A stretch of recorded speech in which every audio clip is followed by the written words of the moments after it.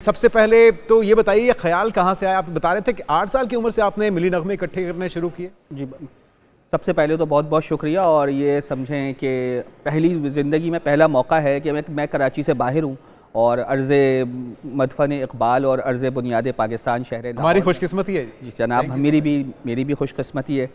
तो ये कि 8 साल की उम्र से, जैसे मैंने आपको बताया, ये शौक़ था। ये ख़याल कैसे आया? मैं तो ये कहता हूँ कि अल्लाह ताला ने इसका इंतखाब अल्लाह ताला ने किया। और वजह यह है कि पाकिस्तान देखें, हम जब ये बात कहते हैं कि पाकिस्तान एक नज़रिए की बुनियाद पे कायम हुआ, नज़रिया कभी ख़त्म नहीं हो सकता। अब जब मैं ये सोचता हूँ कि मौसीक़ी से बने हुए तो आइटम्स थे ये, मगर जब अल्लाह ताला ने मेरे ज़रिए मुझे मुंतखब करके इन्हें महफूज करवा दिया, तो नज़रिया पाकिस्तान और शुहदाए वतन का खून आप कह रहे हैं कि पाकिस्तान में दुनिया में सबसे ज़्यादा मिली नगमे बने और 5000 मिली नगमों की आर्काइव है आपके पास। ये वैसे अनबिलीवेबल बात है। जी जी, अल्हम्दुलिल्लाह 5000 तो वो हैं जो मेरे पास हैं मौजूद।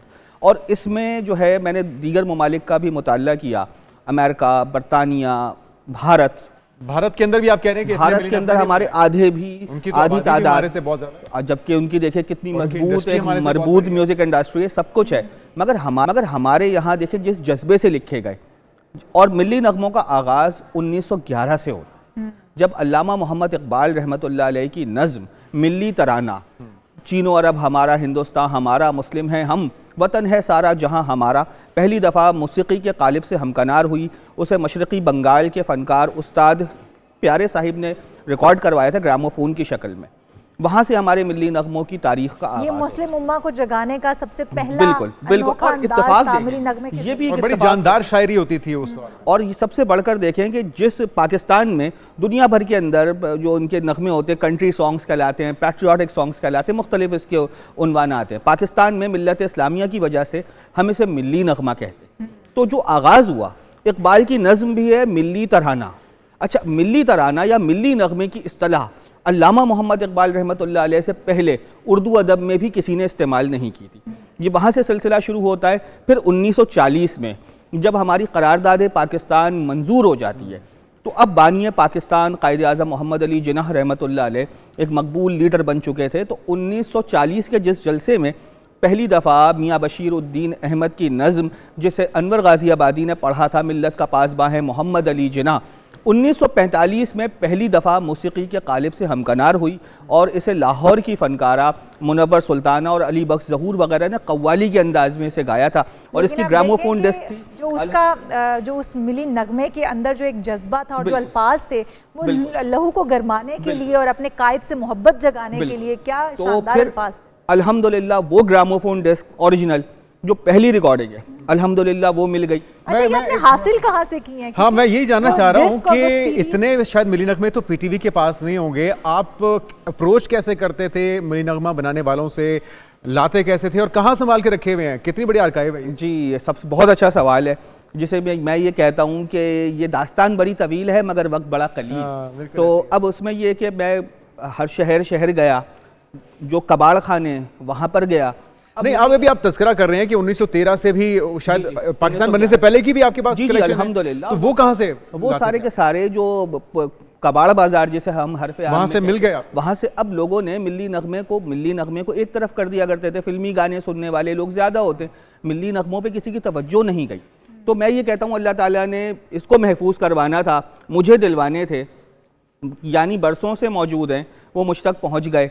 फिर अच्छा, सबसे बड़ी बात है फ़नकारों के पास भी नहीं होते।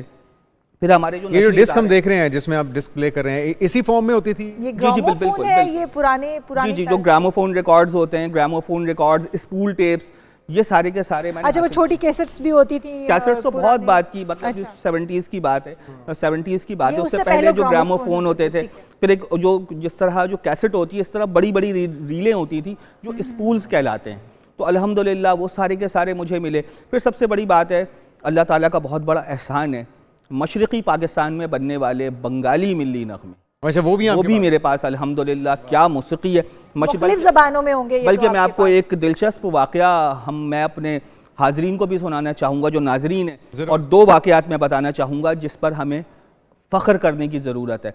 क़याम पाकिस्तान से पहले आजकल बांग्लादेश का जो हम हाल देख रहे हैं, अल्हम्दुलिल्लाह वहाँ पाकिस्तान एक मरतबा फिर ज़िंदा हुआ है। ये मशरक़ी पाकिस्तान के फ़नकार थे। तो वहाँ के लोग राब्ता करते हैं जब उनको मालूम होता है कि आपके पास इतनी बड़ी कलेक्शन है? बहुत ज़्यादा, कई अफराद ने अपने, आप यकीन करें, पैगामात आते हैं, कोई ऑडियो मैसेज आता है, उसमें रो रहे होते हैं कि हमें पाकिस्तान दोबारा की बात है। 3 जून 1947 को कायद-ए-आज़म मोहम्मद अली जिन्नाह रहमतुल्लाह अलैह ने जब ऐलान पाकिस्तान किया, तो उसके बाद 4 दिन बाद 7 जून 1947 को मशरक़ी बंगाल से ताल्लुक़ रखने वाले फ़नकार अब्बास उद्दीन अहमद ने एक उर्दू मिल्ली नग़मा ढाका रेडियो पे गाया था, ज़मी फ़िरदौस पाकिस्तान की होगी ज़माने में, ग़ुलामाने नबी मसरूफ़ हों जन्नत बसाने में। अच्छा, जब ये पेश किया तो उस वक्त चूँकि हुकूमत कांग्रेस या इन सब की थी, अंग्रेज़ों की थी, इस नग़मे पर लग गई पाबंदी। अब्बास उद्दीन अहमद से रहा नहीं गया, वो बंगाली फ़नकार हारमोनियम उठाकर ढाका की गलियों में निकले और यही नगमा गाने लगे। फिर इस नगमे को ऑल इंडिया मुस्लिम लीग ने अब तराने मंशूर पाकिस्तान करार दिया। दूसरा, और फिर जब पाकिस्तान कायम हुआ 14 और 15 अगस्त की रात ढाका रेडियो पर अब्बास उद्दीन अहमद ने फैयाज़ हाशमी साहिब का तहरीर करदा यही नगमा रिकॉर्ड करवाया, और फिर उसके बाद ये पहला नगमा था जो क़याम पाकिस्तान के बाद जिसकी ग्रामोफोन डिस्क भी जारी। और फिर उसके बाद यही नहीं, जब फिर बाकायदा पूरी हिस्ट्री आपको मालूम है। बड़े ही हैरान कुन स्टोरी है ना, 8 साल से चल रहे हैं। अच्छा, अब 2-3 चीज़ें, एक तो ये कि 5000 लगभग आप बता रहे हैं मिली नगमों की आपके पास आर्काइव मौजूद है। कोई से पहले नंबर पे, दूसरे नंबर पे, तीसरे नंबर पे, अगर आपसे आपके पसंदीदा नगमों की बात की जाए तो बहुत मुश्किल तरीन है, क्योंकि मुझे हर नगमा मुझे बहुत अजीज है। अच्छा, आपकी आवाज़ भी बड़ी खूबसूरत है, नगमे बिल्कुल, गाते ये बिल्कुल भी नहीं है। तो बहरहाल ये बहुत मुश्किल सवाल होता है, क्योंकि हर नगमा, एक एक नगमे के लिए मैंने जस्तजू की, पाकिस्तान के करिए का सफ़र किया, बल्कि इसी मिली नगमे के शौक़ ने मुझे सयाह बना दिया। तो ये, अच्छा, एक चीज़ मैं पाकिस्तान से बाहर भी गए हैं मिली नगमों के, अब ये तो नहीं, अगर मिले तो, बल्कि हमारे एक दोस्त हैं कमरुज़्ज़मा सिद्दीकी साहिब, उन्होंने मुझे मंजूम खराज तहसीन पेश करते हुए कहा था, उसका एक समझें, उनका एक मतमा नज़र ये था कि अगर चांद पे भी मिली नगमे मिले ना तो अब साहब वहाँ भी पहुँच जाए।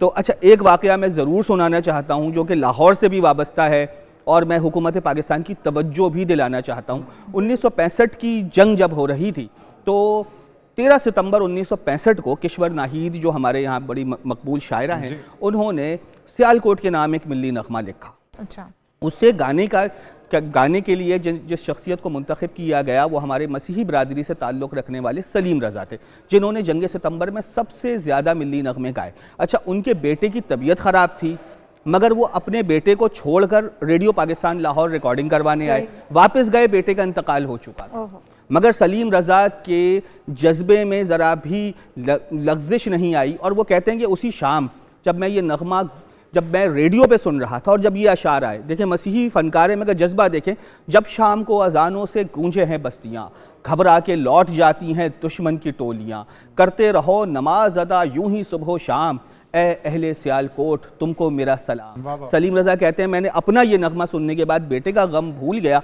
और दोबारा रेडियो पाकिस्तान लाहौर पे था। बस मैं ये चाहूँगा कि मैं हुकूमत पाकिस्तान से कहूँगा कि सलीम रज़ा ताहाल सदारती अवार्ड का इंतकाल हो चुका, ताहाल मगर उन्हें सदारती अवार्ड मिलना चाहिए, और उनको तो बिल्कुल मिलना चाहिए। कहूँगा और आपसे पूछना भी चाहूँगा कि हुकूमती किसी किस्म की सपोर्ट रही इस सारे सफ़र में? बिल्कुल भी नहीं होनी चाहिए, बिल्कुल होनी चाहिए। हुकूमत वक्त तो आपने तनहा जो एफर्ट आप अकेले कर रहे हैं, यकीनी तौर पे ये काम हुकूमतों के करने का है जो आप कर रहे हैं। बस मैं ये कहता हूँ, ये कुछ काम होते हैं जो साहिब जुनून करते हैं, और अब मैं ये सोचता हूँ कि अगर मैंने इसमें ज़रा भी गफलत बरती तो मैं कौम का मुजरिम होता। आपके जज्बे को सलाम करते हैं, आपकी तशरीफ आवरी का बहुत शुक्रिया।